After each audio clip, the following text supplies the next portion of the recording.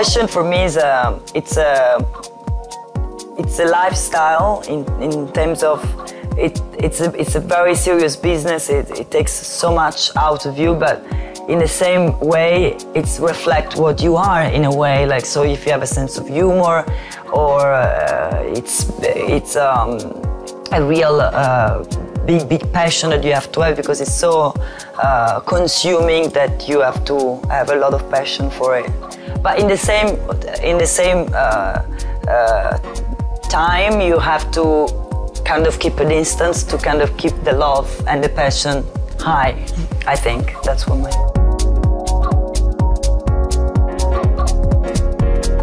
style is something that you're born with. It's not necessarily related to fashion. There's women that have style and women that follow fashion, using the fashion with your style, but not necessarily go together, because every 6 months fashion change, and style is something that you have since you're born. Obviously you grow, but it's something that is a constant on a person.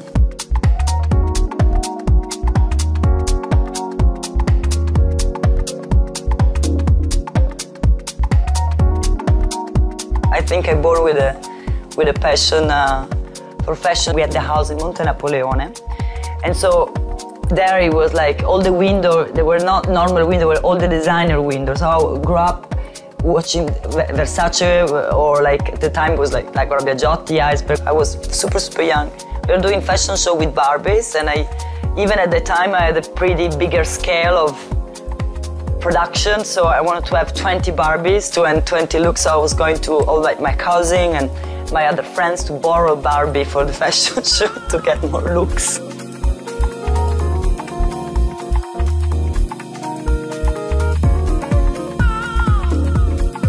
First job, I started as a model for Dolce & Gabbana. I was like the second casting I ever did in my life. I was 16 and a half. I never thought, I dreamed to work for them, because my two passions were Versace, which was super famous at the time, and then my other dream was Dolce & Gabbana, which it was popular but not as popular. I remember I even wrote them a letter that my mom still have, because obviously I never sent it, like, my dream is to work for you, I don't know what I can do, and I never sent it. So when I went to the casting, I was like petrified, and I remember when I saw them, they were like, I was super emotional, and I remember Stefano saying, "We want her for everything, we start from tomorrow, she's here, blocked." Me, I was like, are they talking to me?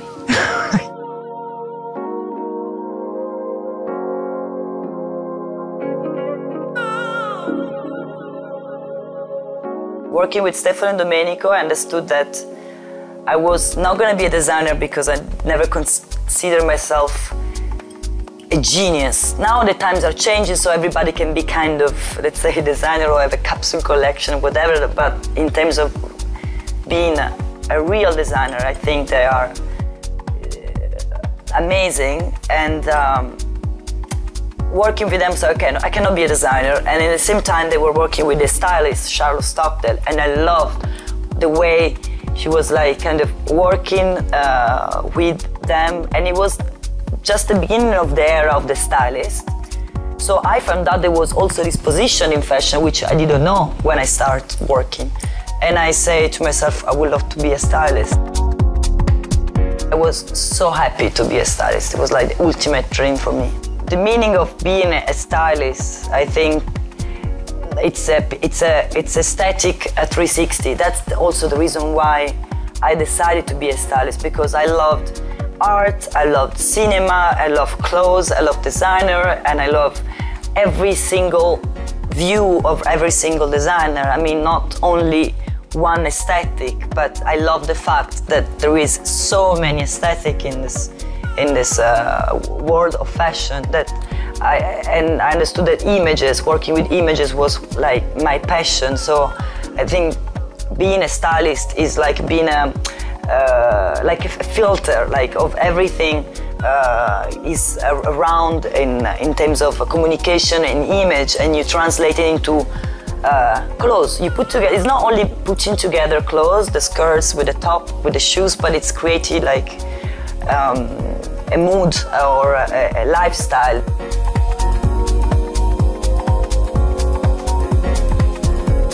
My dream one day is to have my own style, which obviously it grows and it evolves. But what makes my style, I think it's a sense of humor and kind of I love accessories. I love jewelry, shoes, bags, and I love quite to overload sometimes, but all the time with irony. That's what I try to make it all the time. It has to have something that is between surrealist and ironic and elegant. For sure, I'm not like rock and roll stylist or minimalist stylist. That's not me.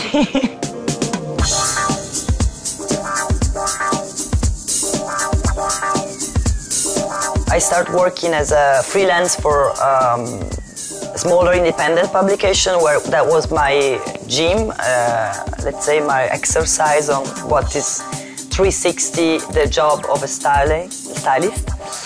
And then Anna Del Russo asked me like, so you want to be a stylist? And I said, of course, it's my dream. She's like, do you want to start with me at L'Uomo Vogue? And I was like, of course. Menswear was not my ultimate dream, but I was like, for you, I will follow you anywhere. So I started with her, and it was an intense year because Anna, she's a great teacher of what it means, a serious job and a serious organization of working, especially if you work for Vogue. It's a very strong discipline. I'll never forget one day I was like, she asked me for something and I get back and says, no, Anna, it's impossible, this one doesn't exist. And she told me, Giovanna, there's two things you need to learn here. One, that's impossible, it's impossible. It doesn't exist, doesn't exist. So you have to find a solution and you have to make it happen because there is always a solution.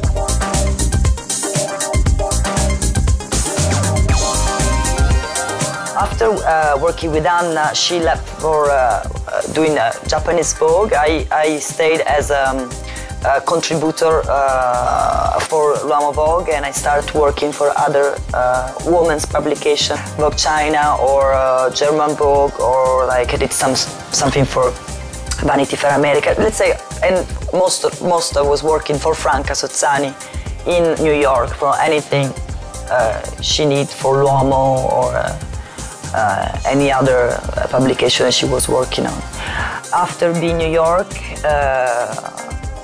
for a while, I remember like 2-3 years, she called me back to launch. She says, I want to relaunch Vogue Gioiello and Vogue Pelle, why don't you come back to Milan? And of course I said, of course, I'll be back. It's a great opportunity to be fashion director of two publications that are under her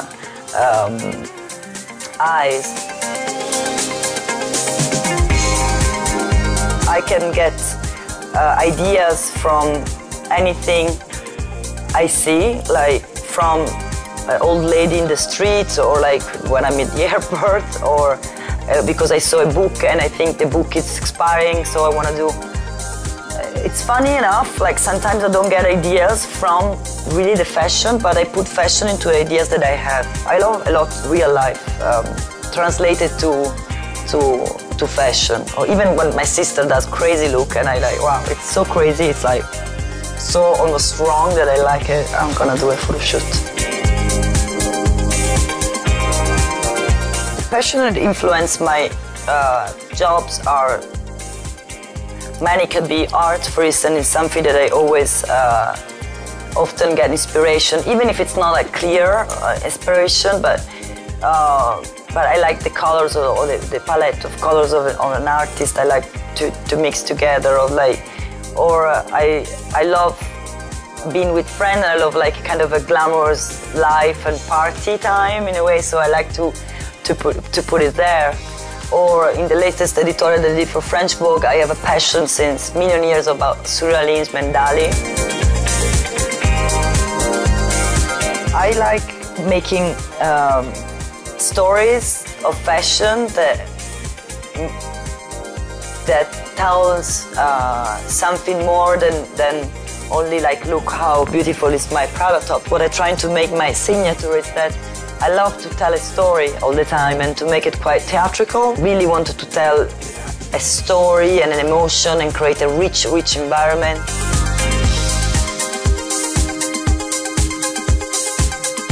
The shows that are give us references change every season. Obviously you have that top one that gives you all the time a different vibe, and for sure it's Dolce & Gabbana, Prada or Lanvin or Chanel, but it could be a young designer that come out in London and you're like, oh, that's a new key to see clothes again. And so we all expect a lot from the fashion show because they give us ideas and we give them ideas in exchange. The things I never forgot in my editorial, lots of accessories. I drive my assistant crazy. The gloves, the hat, the scarves, the rings, the shoes, the flat, the high. So I want to have lots of things to play with.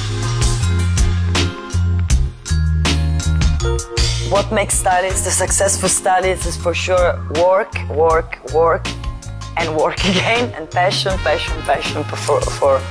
fashion. I define my personal style in a way, I could say I have kind of a classy taste in terms of I like kind of a proper, to be a bit proper, a bit Milanese, but a bit fun and funny, and glamorous, I would say. Obviously I love Prada and Dolce & Gabbana and Chanel. Everyone has a different reason. Like I love Alaïa because it always looks good on me and because the shape, it's good with my body shape. I love Prada when it does like more bizarre taste that I add to my personal style, and Dolce because it makes you sexy, it doesn't matter how, and it's quite funny. So everyone, and Chanel for more established, you know, like when you have a jacket or like a tailleur for Chanel, you like more. So I love them for different reasons.